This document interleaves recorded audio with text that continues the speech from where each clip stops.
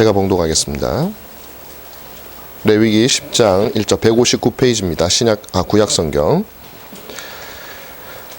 아론의 아들 나답과 아비후가 각기 향로를 가져다가 여호와께서 명령하시지 아니한 다른 불을 담아 여호와 앞에 분향하였더니 불이 여호와 앞에서 나와 그들을 삼키매 그들이 여호와 앞에서 죽은지라. 모세가 아론에게 이르되 이는 여호와의 말씀이라. 이르시기를 나는 나를 가까이 하는 자 중에서 내 거룩함을 나타내겠고 온 백성 앞에서 내 영광을 나타내리라 하셨느니라. 아론이 잠잠하니 모세가 아론의 삼촌 우시엘의 아들 미사엘과 엘사반을 불러 그들에게 이르되 나와 너희 형제들을 성소 앞에서 진영 밖으로 메고 나가라 하매 그들이 나와 모세가 말한 대로 그들을 옷 입은 채 진영 밖으로 메어내니 모세가 아론과 그의 아들 엘르아살과 이다말에게 이르되 너희는 머리를 풀거나 옷을 찢지 말라. 그리하여 너희가 죽음을 면하고 여호와의 진노가 온 회중에게 미침을 면하게 하라. 오직 너희 형제 이스라엘 온 족속은 여호와께서 치신 불로 말미암아 슬퍼할 것이니라. 여호와의 관유가 너희에게 있은즉 너희는 회막문에 나가지 말라. 그리하면 죽음을 면하리라. 그들이 모세의 말대로 하니라. 아멘.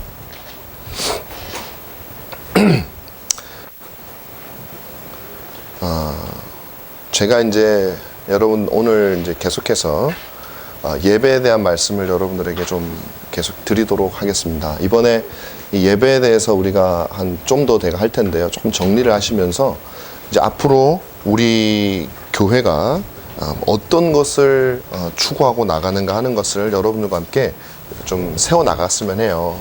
사실은 지금 시국이 여러 비상시국이기 때문에 설교도 가능하면 좀 거기에 맞추는 게 저는 뭐 좋다고 생각을 합니다. 그럼에도 불구하고 또 사회적인 시국도 중요하지만은 우리 교회가 당한 시국도 굉장히 중요하거든요. 그래서 기초를 놓을 때에는 또 그것을 놓아야 되기 때문에 여러분들께 정말 든든한 교회의 기초가 되기 위해서 이 말씀을, 예배에 대한 말씀을 여러분께 드리니까 여러분들께서 잘 귀를 기울여 주시기를 바랍니다. 제가 전에 교회에서 목회를 감당을 했었습니다. 그런데 어떻게 보면 뭐 그렇게 성공적인 목회를 했다고는 볼 수가 없죠. 예, 성공적인 목회를 했으면 계속 거기 잘 있겠죠. 근데 제가 이제 사임을 하고 나오게 되었습니다. 여러 가지 원인이 있을 것 같아요. 뭐 누가 잘했고 누가 못했고 뭐 누가 부족하고 뭐 그런 원인들이 다 있겠지만 제가 볼 때 가장 큰 원인은 일단은 저에게 있다고 생각을 합니다. 개인적으로 여러 가지 것들을 생각하게 됐고 많은 것들을 깨닫게 됐습니다. 또 원인을 찾을 때 자꾸 다른 사람들에게 원인을 둬봤자 유익한 게 하나도 없어요. 제가 뭔가를 고쳐야 되고 또 발견하지 못했던 것을 찾는 게 유익하기 때문에 그렇게 찾았습니다. 자, 그런데 저는 이제 그 말씀을 드리려고 하는 게 아니라 그런데 가만히 또 생각을 해봤어요. 그래, 나의 부족함이 있지. 그렇지만 그것이 전부일까라는 생각을 했어요. 더 근본적인 원인이 뭐가 있을까 생각을 했습니다. 제가 내린 결론은 뭐냐면 예배다라고 생각했어요. 예배. 제가 그냥 드리는 말씀이 아니라 정말 예배에 대한 말씀을 여러분들에게 준비를 하면서 다시 그 생각을 하게 되었습니다. 제가 생각했던 예배와 많은 성도들, 뭐 그중에 일부일지 많은일지는 모르겠지만 성도들이 생각했던 예배가 많이 달랐던 것 같아요. 서로가 생각하는 예배가 달랐던 것이죠. 여러분, 이거는 단순히 많은 분들이 저에 대해서 혹은 예배를 인도하는 교회의 어떤 프로그램이나 그런 것에 대해서 지루하다거나 뭐 재미가 없다거나 라는 차원의 문제라고 저는 생각하지 않습니다. 만약에 저와 그분들의 차이가 단지 예배가 재미있냐 재미없냐 정도의 차이였다면 그럼 제가 재미있게 하면 돼요. 저것도 재미있게 할 수 있습니다. 하면 되고 또 여러 가지 뭐 다른 사람들의 도움을 받아도 돼요. 그런데 그런 차원의 문제가 전혀 아니었던 것이죠. 재미가 아니면은 다른 방식으로라도 채울 수 있었지만 그런 문제가 아니었어요. 예배가 무엇이냐에 대한 근본적인 차이가 있더라고요. 예배가 무엇이냐에 대한 근본적인 차이는 우리의 신앙이 무엇이냐에 대한 근본적인 차이로 들어가는 것이고, 그것은 근본적으로 우리가 이 예배 때 모여서 혹은 교회라는 이름으로 모여서 우리가 예배하고 섬기는 그 대상이 누구냐에 대한 차이가 근본적으로 있는 것이에요. 이름은 다 똑같아요. 저도 하나님이라고 말하고 듣는 이들도 하나님이라고 얘기를 합니다. 그런데 근원적인 차이가 있는 것을 제가 발견을 했어요. 지난 시간에 우리가 드리는 이 예배가 도대체 무엇인가? 그러니까 저는 이제 오늘 4번째 시간인데, 우리 인간이 드려야 되는 참된 예배로서의 삶의 예배를 말씀을 드리고, 그 다음에 그것이 어떻게 단절되었는지를 말씀을 드리고, 그 다음에 제사라고 하는 것이 생겨서 우리가 삶의 예배를 드릴 수 없는 그 환경 속에서 하나님은 우리로 하여금 참된 예배, 우리로 하여금 예배를 받는다는 말은 뭐냐면요, 우리를 살리신다는 말이에요. 여러분, 신자의 삶과 예배를 분리해서는 절대 안 돼요. 신자의 호흡하는 모든 것이 예배에 속하는 겁니다. 그렇게 예배가 될 수 있도록 하시기 위해서 하나님께서는 우리에게 제사라고 하는 제도를 우리에게 허락해 주셨다라는 것이죠. 그 제사의 연장선이 뭐냐면 바로 우리가 드리는 이 예배인 거예요. 그러면서 저는 지난주에 여러분들에게 무슨 말씀을 드렸냐면은, 이 모여서 드리는 예배가 우리가 진정으로 생명을 얻는, 다시 말하면 우리가 삶으로 하나님께 드릴 수 있는 존재가 되는 그 예배를 어떻게 이어주는가 하는 것에 대해서 제가 말씀을 드렸어요. 3가지로 말씀을 드렸죠. 패턴, 우리의 모델이 된다. 그 지식을 전해주는 거예요. 우리가 어떻게 살아야 되는지를, 예배를 우리가 드리는 처음에 묵도부터 해가지고 축도까지 이루어지는 하나하나의 순서가 우리의 신자의 삶의 내용이 담겨져 있는 것이죠.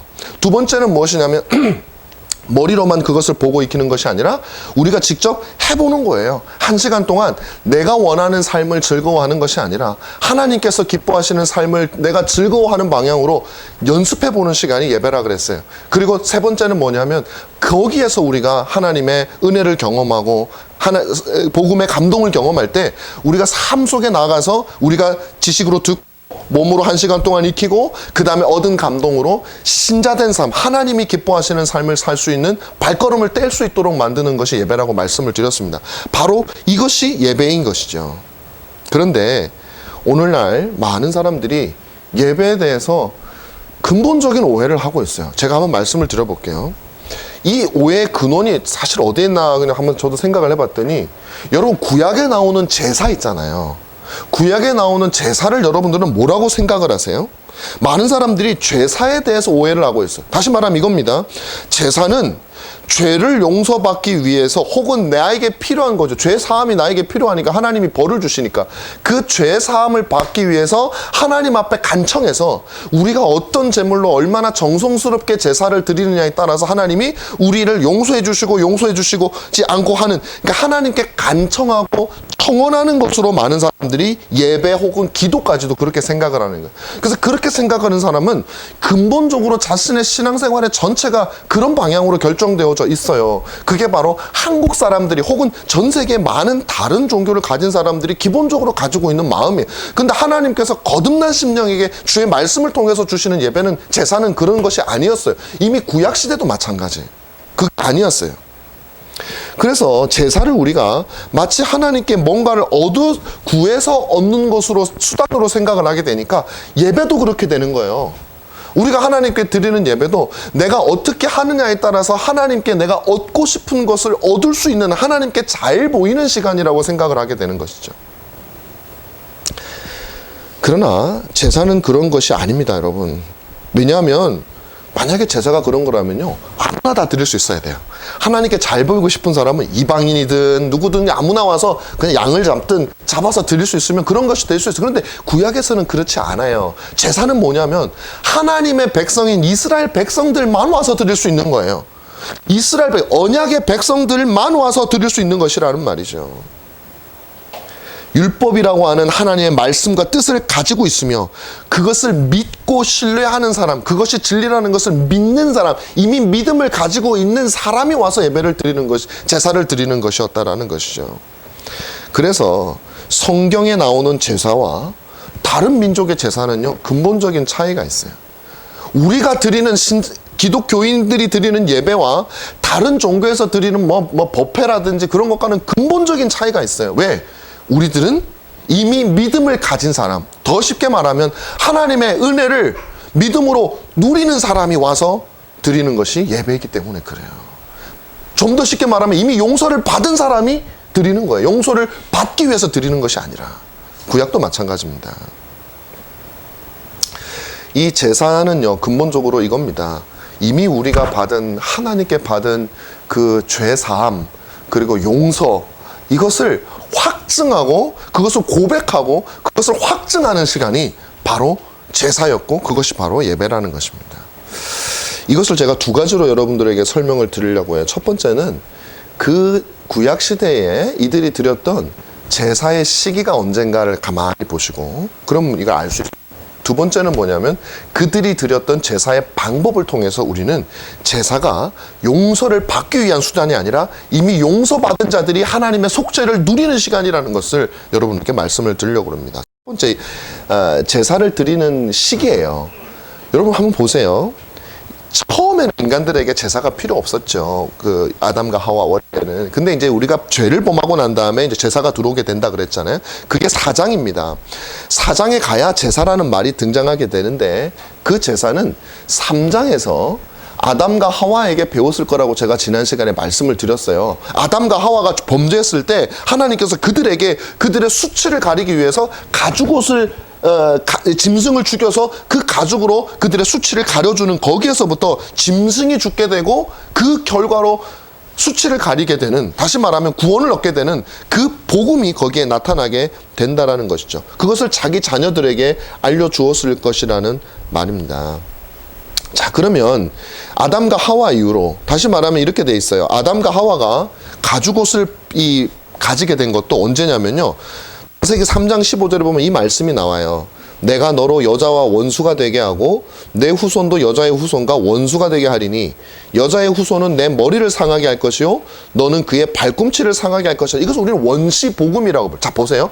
원시복음을, 지금 너에게 일어난 일이 어떤 일인지를 하나님이 복음을 보여주시고 그 복음에 대한 증거로 뭘 했냐면 제사가 들어오는 거예요. 짐승이 죽는 일이 발생하게 되는 거예요. 그러니까 하나님이 주신 복음에 대한 증거가 짐승이 죽는 역사. 자, 그 다음에 4장으로 넘어가면 아벨과 가인이 나옵니다. 아벨과 가인이 언제 제사를 드렸습니까? 그들의 모든 소산이 땅에서부터 나오고 난 다음에, 그들이 무언가 결실을, 새끼를 낳은 다음에, 다시 말하면 하나님께서 그들을 먹여 살리신다라는 것을 보여줘, 생명의 근원을 보여주고 난 다음에, 아, 하나님이 나에게 이것을 주셨군요 하고 예배를 드리는 거예요. 좀 주세요 하고 드리는 게 아니에요. 하나님이 약속하신 거, 하나님이 주시기로 한 그 생명을 우리에게 보여주고 드린다는 거죠. 아브라함도 마찬가지입니다. 아브라함도요, 노아도 그래요. 노아도 언제 제사를 드리냐면요, 홍수가 나가지고 배를 타고 다닐 때, 배가 컸습니다. 굉장히 크기 때문에 그 배에서 제사를 드리려면 얼마든지 드려요. 그런데 그때 제사를 드린 것이 아니라 그 모든 홍수가 끝나서 그들의 구원이 확정되고 난 다음에 내려와서 처음으로 제사를 드린단 말이에요. 왜? 하나님이 이미 구원해 주신 것에 대한 확증이고 고백이에요. 아브라함도 그래요. 아브라함도 갈대아 우르에 있을 때 하나님께서 너 떠나라 한 다음에, 아브라함이 갈대아 우르만 있은 게 아니라요, 하란이라고 하는 곳에 꽤 오래 있었어요. 그런데 그곳에서 제사를 드린 기록이 없어요. 언제 처음 제사를 드리냐면 아브라함이 갈대아 우르를 떠나서 하란에서 꽤 오래 살다가 다시 하나님께서 약속하신 가나안 땅에 도착했을 때 그때 제사를 드려요. 왜? 하나님이 구원하셨어요. 여기다 데려다 놓으셨어요. 약속을 이루셨단 말이에요. 제사는 그런 겁니다. 항상 하나님께서 주신 약속과 생명에 대한 감사와 고백으로 드리는 것이에요. 또한 제사는요, 감사와 고백일 뿐만 아니라 우리에게 앞으로도 하나님께서 우리의 영혼을 구원할 것이라고 하는 확신을 주는 것이 제사였어요. 무슨 말씀이냐면, 왜 제사를 드릴 때에 짐승을 죽이냐는 거예요. 하나님께 그저 하나님 구원해 주신 거 감사합니다 할 거면 그냥 아무거나 해도 되잖아요. 뭐 곡식을 해도 되고, 그냥 뭐 열매를 따다가 해도 되고, 제사를 해도 되는데, 왜 하나님께서는 소를 죽이거나 양을 죽이거나 염소를 죽이거나 짐승을 죽여야 되는 방식으로 하셨겠냐 이것입니다. 더군다나 여러분 보세요. 가인과 아벨 할 때요, 가인의 제사는 안 받으셨어요. 아벨의 제사는 받으셨어요. 이유가 뭐라고 생각하세요? 어떤 사람들은 뭐 여러 가지 이유를 대는데, 저는 예전에는요, 이렇게 얘기하는 사람이 있어요. 아벨은 짐승으로 제사를 드렸고 가인은 곡물로 제사를 드렸기 때문에 안 받았다. 그렇게 주장하는 사람들이 있어요. 예전엔 제가 그거를 아니라고 생각했어요. 아예 뭐 그렇게 하겠어. 근데 요즘에는요, 그럴 수도 있겠다라는 생각을 해요. 차이가 뭐냐면요, 아벨이 드린 것은 하나님께서 그 짐승의 피를 통해서 드린 거예요. 양으로 드렸잖아요. 근데 가인은 곡물로 드렸거든요. 물론 또 다른 이유가 있을 수 있어요. 차이가 있습니다. 왜 하필 그러면 그게 짐승으로 드린, 가인이 짐승으로 드리지 않고 아벨이 짐승으로 드렸느냐는 거예요. 그 또 뭐가 있습니까? 노아도 마찬가지예요. 노아도 이제 홍수가 난 다음에, 홍수가 끝나고, 예, 파리를 무서워하나 봐. 홍수가 끝나고 딱 내렸는데 제사를 드려요. 근데 여러분 보세요. 지금 보니까 엄청 무서워하네. 보니까 저희 가족도 그러거든요. 제 어릴 때만 해도 파리가 그냥 여기 이거 파리 붙이는 거 매달아 놓으면 막 바글바글 해가지고 파리하고 아주 친했는데, 이제 파리 없는 세상에 살다 보니까 파리들을 다 무서워해. 자, 너무 무서워하지 마시고, 한 마리가 지금 왔다 갔다 하네요. 여러분, 노아가 내렸어요. 내려가지고 제사를 드려요. 그런데 짐승을 잡아서 드리거든요. 짐승 몇 마리 되지도 않아요. 지금 홍수 때문에 한 2쌍씩, 뭐 많으면 몇 마리 되지도 않는 그 귀하디 귀한, 잘못하면 멸종당하거든요. 그 귀하디 귀한 짐승을 가지고 왜 제사를 드리냐 이거예요. 왜 그러냐 이거죠. 하나님께서는요, 항상 기본적으로, 근본적으로 제사는 짐승을 통해서 드리는 것이 하나님이 정하신 질서였어요. 그 이유가 뭡니까? 우리가 누리는 생명과 우리가 누리는 구원과 우리가 누리는 하나님의 약속, 성취는 누구를 통해서 일어나는 거예요? 죽음을 통해서 일어난다는 것을 우리에게 보여주고자 하는 것입니다. 그러니까 이미 죽은 그 짐승을 가지고 하나님께 제사를 드리는 것이에요. 죽여서 제사를 드리는 것이죠. 그것이 바로 제사가, 그러니까 우리는 제사를 드리면서 이런 생각을 하는 거예요. 이 양이 왜 죽는 거야? 아니, 내가 구원을 받았는데, 방주에서 홍수에서 구원을 받았는데, 왜 이 양은 왜 죽어야 되는 것이지? 다시 말하면 인간의 구원은 누군가의 죽음을 통해서 온다라는 것을 보여주는 것이에요. 근데 이런 제사 제도가요, 나중에 또 변화를 겪어요. 이스라엘 백성들이 시내산으로 가거든요. 이 시내산에 가서 하나님께 율법을 받고, 이제는 그들이 하나님의 백성이 되는 새로운 국면을 맞이하게 됩니다. 민족적인 구원의 국면을 맞이하게 돼요. 그때 하나님께서는 또 제사 제도를 새롭게 알려주시기 시작하는데, 그 전에 제사 제도와 약간 달라지는 게 있어요.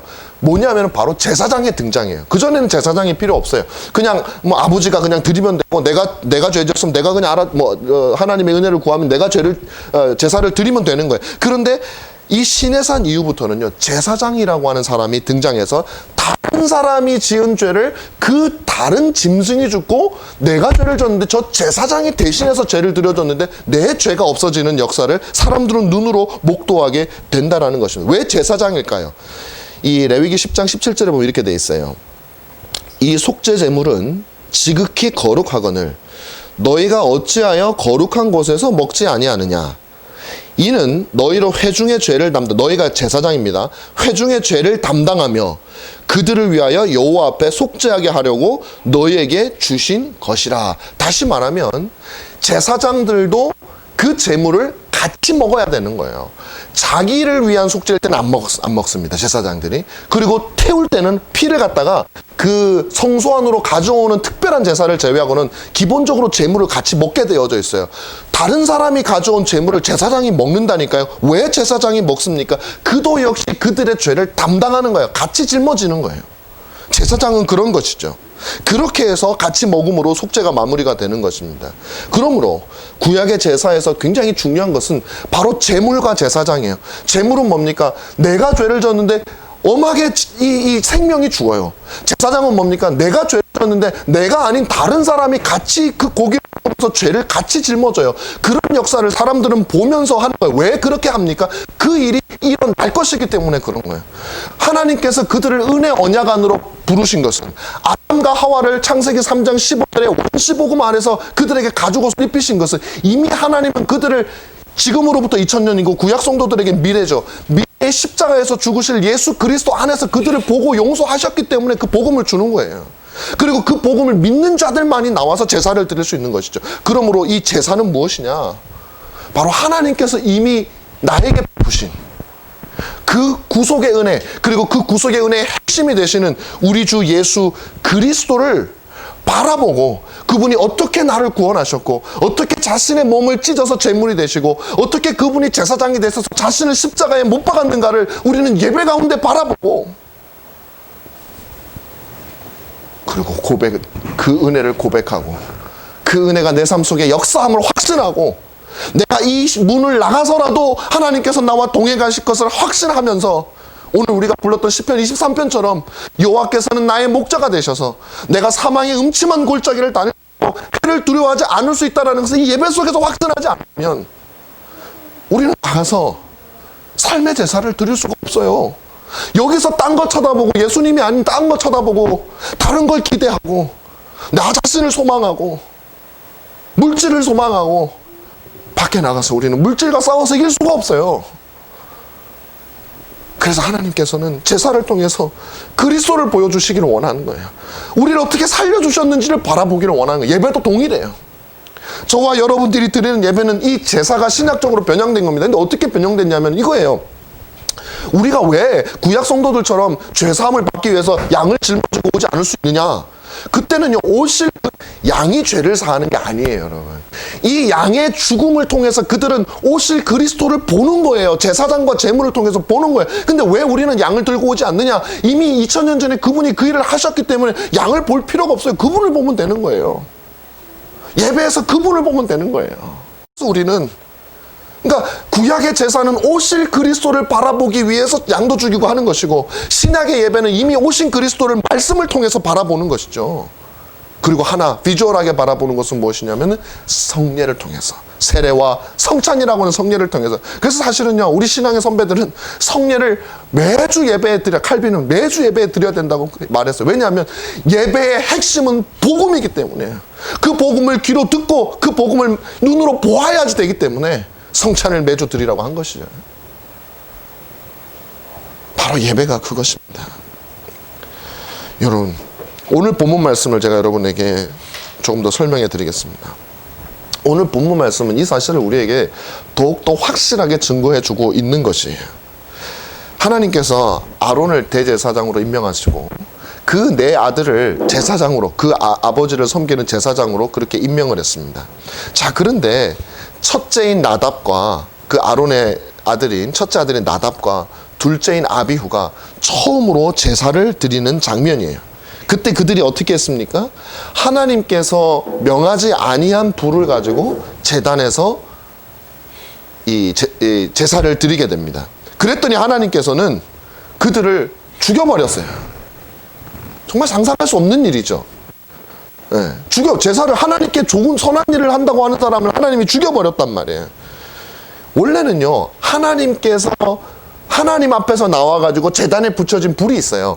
그 불을 가져와가지고 제사를 드렸어야 되는 것인데, 향단에 불을 붙였어야 됐는데 그렇게 하지 않은 것이죠. 어떤 불을 가져왔을까요? 성경은요, 이렇게 말합니다. 그들이 각기 향로를 가져오고, 자기가 어디서 마련해가지고 가져온 거예요. 더 질 좋은 불인지 뭐 더 좋은 곳에서 가져왔는지는 잘 모르겠어요.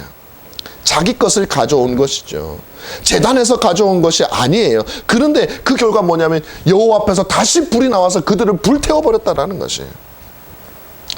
레위기 6장 13절에 보면은 제단불을 꺼트리지 말라, 레위기 제단불을 꺼트리지 말라라고 하는 그런 구절이 있습니다. 왜 그러냐면 아까 말씀드린 대로 9장 24절에 레위기 9장 24절에 보면 불이요, 처음에 여호와 앞에서 불이 나와가지고 제단에 붙여버리거든요. 그래서 거기에서부터 나온 그 아주 특별한 불이란 말이에요. 하나님에게서 나온 불이라는 것이죠. 그런데 다른 곳에 가져왔어요. 왜 그런 일을 했을까요?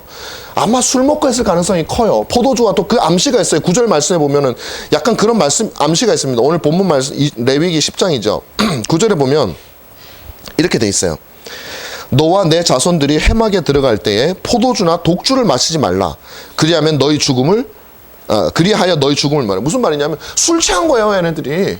술 먹고 들어간 거예요. 마치 우리가 예배를 하러 올 때 세상에 있는 세상의 정신과 그 사상을 가득 채우고 마치 취한 사람처럼 예배장에 들어오는 것처럼 예배당에 그렇게 들어왔던 것이죠. 자기 방식대로, 내가 하고 싶은 대로 하나님의 명령을 다 다 잊어버리고 내 마음대로 했어요. 근데 하나님께서는 그것이 다 죄라고 했어요. 어쩌면 더 귀한 불이라고 생각할 수 있지만 하나님께서는 가장 귀한 불은 당신이 주신 불이었다라는 것이죠. 자, 그런데요, 여러분, 이 불이요, 아주 희한한 불입니다. 어떤 불이냐면 오늘 본문 말씀 5절에 보면 이렇게 돼 있어요. 그들이 나와 모세가 말한 대로 그들을 옷 입은 채 진영 밖으로 메었다. 무슨 말이에요? 그 사람들이 불이 붙어가지고 사람들이 다 죽었는데 어떤 일이 벌어졌어요? 옷이 안 탄 거예요. 이 옷이 요즘 옷 같지가 않아서 면옷일 거 아니에요. 기껏 해봤자. 그러면요, 사람이 타서 죽을 정도면 옷은 다 불에 타가지고요. 근데 불이 안 탔어요. 그럼 여러분, 이 불이 어디 생각나지 않으세요? 이 비슷한 불, 붙기는 붙는데 타지 않는 불이 어디 본 기억 안 나세요? 그렇죠. 모세가 처음 하나님을 만날 때 하나님의 모습으로 나타났던 그 타지 않는 불, 그 불이란 말이에요. 하나님에게서 나온 불이요. 하나님에게서 나온 불이 그들을 살라버리는 거예요. 그들이 죄를 범했다라는 것이죠. 여러분, 모든 예배가 같은 예배가 아니에요. 하나님이 기뻐하시는 예배는 하나님이 받으시지만 하나님이 기뻐하지 않는 하나님을 모독하는 예배는 불이 나와서 하나님을, 그 사람들을 살라버리는 거예요. 왜? 죄인이기 때문에요. 그 예배에 적용이 안 되는 거예요. 그 예배의 은혜가 그에게는 적용이 안 되는 거예요. 왜? 다른 믿음을 가지고 있어서 그래요. 다른 것을 바라보고 있기 때문에 그래요. 다른 하나님을 바라보고 있기 때문에 그래요. 근데 여기서요, 놀라운 게 뭔지 아세요? 모세의 반응이에요. 모세의 반응. 모세의 반응이 너무 놀라워요. 이렇게 얘기해요. 모세는 누구냐면요, 이 죽은 사람들의 삼촌이에요. 삼촌. 그리고 그 아버지의 동생이잖아요. 그럼 자기 형님에게 이렇게 말을 하는 겁니다. 오늘 본문 말씀에 이제 이렇게 얘기하는 거예요. 형님, 하나님께서 이렇게 말씀을 하셨어요. 나는 나를 가까이 하는 사람 중에서 내 거룩함을 나타내겠고 온 백성 앞에서 내 영광을 나타내라고 이렇게 말씀하셨어요. 여러분, 이게 위로예요? 이게 무슨 말이냐면 제가 설명을 더 잘 해드릴게요. 형님, 조카들이요, 하나님의 거룩함을 더럽혔어요. 제사장으로서 하나님이 명하지 않은 짓을 하나님을 욕되게 만들었어요. 그래서 하나님께서 그들을 죽이심으로 하나님이 얼마나 거룩한 분이신지 그 영광을 하나님이 취하신 거예요. 이 뜻이에요. 그럼 무슨 말이에요? 형님, 조카들은 죽을 만한 짓을 했고요, 하나님이 그 조카들을 죽임으로 하나님의 영광을 받으셨어요. 이게요, 아론한테는 얼마나 이게 말도 안 되는 얘기겠어요. 보통 사람 같으면 우리가 장례식 가가지고 저도 그렇고요, 우리 장로님들도 보통 장례식 가면 기도를 하잖아요. 세상에서 제일 힘든 기도가 그분들이 장례식 기도입니다. 장례식 기도가 너무 힘들다 보니까 제가 가만히 이렇게 장로님들 기도하시는 거 들어보니까 딱 하나를 거의 정해져 있어요. 어떤 말을 해야 될지 정해져 있고요. 그게 이름만 바뀌고 어느 장례식을 가나 비슷한 얘기를 해요. 왜? 혹시라도 어떤 말이 그 가족들에게 가슴에 뭐라 그럴까, 서운하게 하거나 속상하게 하는 말이 되지 않을까 싶어가지고요, 쌀싹쌀싹 다 피해가는 거예요. 근데 이게 사실은 좋다고 생각하지 않아요. 우리가 해야 될 말은 해야 되거든요. 해야 될 말이 꼭 나쁜 말은 아니에요. 그런데 그만큼 설교도 어려워요. 야, 장례식 설교 잘못했다 그러면 막 상처받고요. 얼마나 그렇습니까? 또 잘하면 또 좋지만 굉장히 어려운 거예요. 그때 이렇게 얘기를 합니다. 자, 한마디로 그들은 죽을 짓을 했다라는 거예요. 그러면서 아론에게, 그리고 다른 아들들에게 슬퍼하지 말라 그래요. 무슨 말이에요? 하나님이 당신의 아들을 죽임으로 하나님이 욕되셨으면 슬퍼해야 되지만 당신의 아들을 죽임으로 하나님이 영광을 받으셨는데 왜 슬퍼해? 당신의 정체성은 이들의 아버지이기 이전에 하나님의 백성이요, 하나님의 제사장이라는 것이 당신의 첫 번째 정체성이라는 것을 우리에게 알려줘. 예배자가 그런 거예요. 여러분, 우리 안에 예수 그리스도의 우리의 죽음과 신앙의 의미를 잘 모르는 사람들은 이 말이 이해가 안 될 거예요. 가장 중요한 게 내가 인간적인 관계고 부모 자식 간의 관계고 그거지, 하나님과의 관계가 뭐가 그렇게 중요해 라고 생각할지 모르지만 성경은 그렇게 얘기하지 않아요. 왜? 우리는 모두가 다 제사장이기 때문에 그래요. 그래서 아론은요, 잠잠하다고 얘기를 했어요. 아론은 진정한 제사장이었어요. 비록 부족한 사람이지만 그래도 진정한 제사장. 왜? 제사장은 하나님의 영광을 나타내는 사람인데 하나님께서 자신의 아들의 죽음을 통해서라도 영광을 받으셨으니 자기는 할 말이 없는 거예요. 여러분, 예배는요 정말 무서운 거예요. 어떻게 보면 예배자는, 우리는 모두가 다 왕같은 제사장이에요. 우리는 다 아론과 같은 제사장이에요. 우리에게는 어떤 의무가 있냐면 우리는 하나님의 영광을 드러내야 될 의무가 있어요. 우리는 우리의 삶을 하나님께 예배가 되는 삶을 살았어야 돼요. 그래야 하나님이 불이 나와서 우리를 살라버리지 않아요. 그런데 과연 우리는 어떻습니까? 우리는 나답과 아비오와 같은 그 제사장보다 훨씬 탁월하게 예배를 완벽하게 드리나요? 아니죠. 저도 아니에요. 그럼 우리는 하나님의 불이 확 나와가지고 우리를 확 살라버려야 되는 것이고 우리는 거기에 아무 말도 할 수 없는 것이 정상입니다. 그런데 여러분 왜 살아계십니까 지금? 왜 우리는 아직도 나와서 예배를 드릴 수가 있는 거예요? 한 가지 이유밖에 없는 것입니다. 그 이유가 무엇입니까? 바로 주 예수 그리스도. 우리가 이 예배 가운데 우리를 위하여 불살라지신, 우리를 위하여 온몸이 찢기신 그 주 예수 그리스도를 여전히 바라보는 사람이고, 이 예배를 통해서 예수 그리스도야말로 제단이에요. 그 제단에서 나온 불이시고, 예수 그리스도야말로 제사장이시고, 예수 그리스도야말로 그 위에 죽은 제물이시기 때문에 우리는 그분에게서 나오신 불을 붙드는 사람이기 때문에 우리는 하나님이 태우시는 그 불의 영향을 받지 않을 수가 있는 거예요. 근데 그건 누구냐?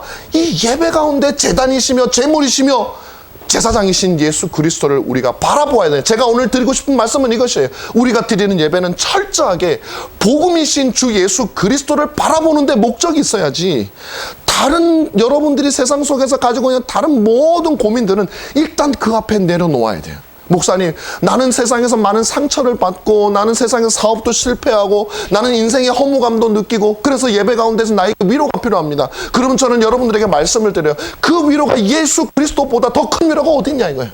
복음보다 더 큰 위로가 어딨냐 이거예요. 상처받은 자에게 여러분을 사랑하신 전능하신 아버지보다 더 큰 위로의 말씀이 어디 있어요?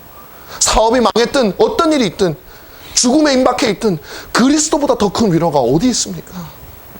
우리는 이 예배장에 나와서 그리스도를 통해서 위로를 누리고 그리스도를 통해서 확신을 누리기보다는 다른 말을 듣고 싶어하고 다른 것에 관심이 있다면 우리는 예배자가 아니에요.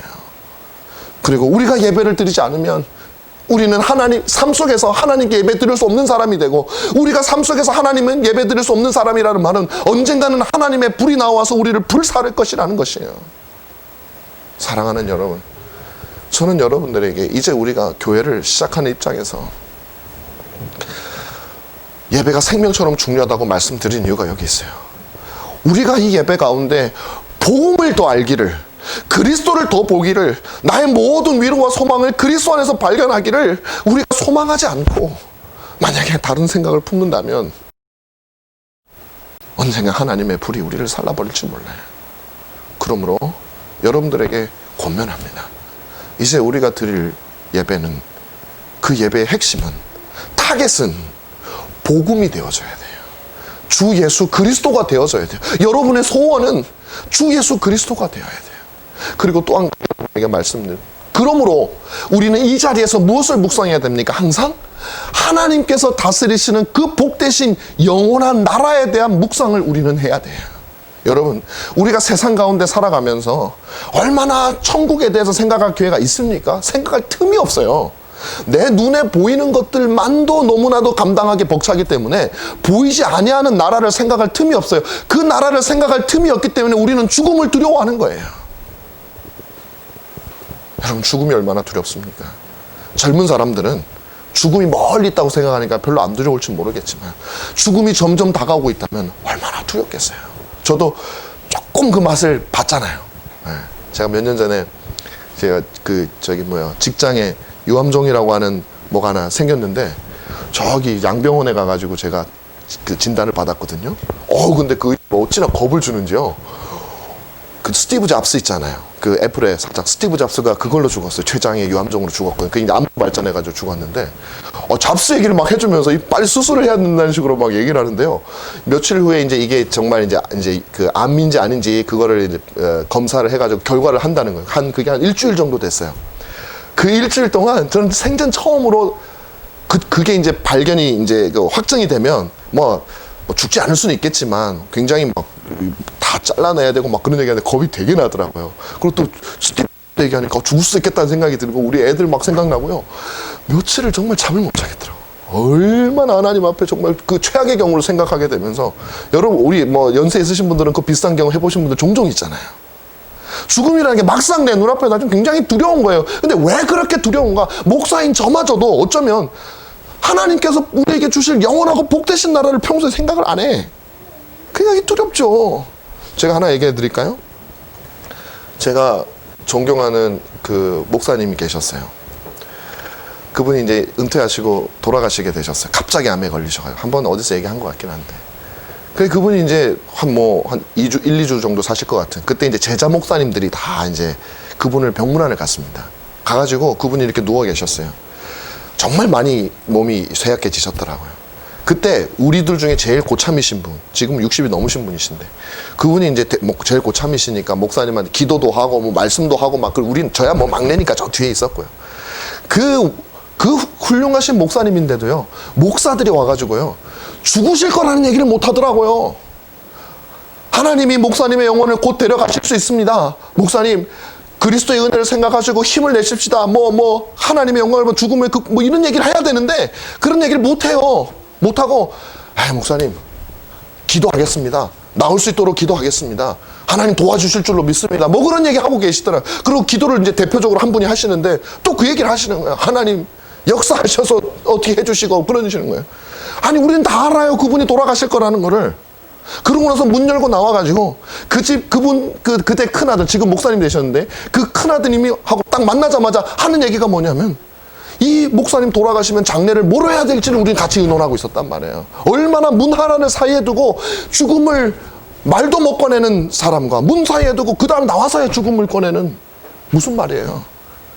우리가 죽음을 생각하지 않기 때문에 이 세상을 떠난다는 것에 대한 적인 두려움을 가지고 세상에 타협하며 살 수밖에 없는 존재가 우리예요. 그런데 우리가 예배 가운데 복음에 집중한다는 것은 바로 이 예배 가운데 우리가 영원토록 살아야 될 우리는 지금 일시적으로 사는 거잖아요. 영원히 살아야 될 것에 대한 얘기를 우리가 나누어야 된다는 얘기예요. 그래야 정말로 영원히 살 그곳에 가는 마지막 순간에 우리는 그의 손을 잡고 끝까지 그리스도를 바라보며 저 두려운 죽음의 강을 건널 수 있어야 된다고 기도해 줄 수 있고 말해 줄 수 있는, 그게 믿음 아니겠습니까? 그게 처음부터 되는 게 아니에요. 예배에서 복음을 보아야 돼요. 예배에서 그리스도를 보아야 돼요.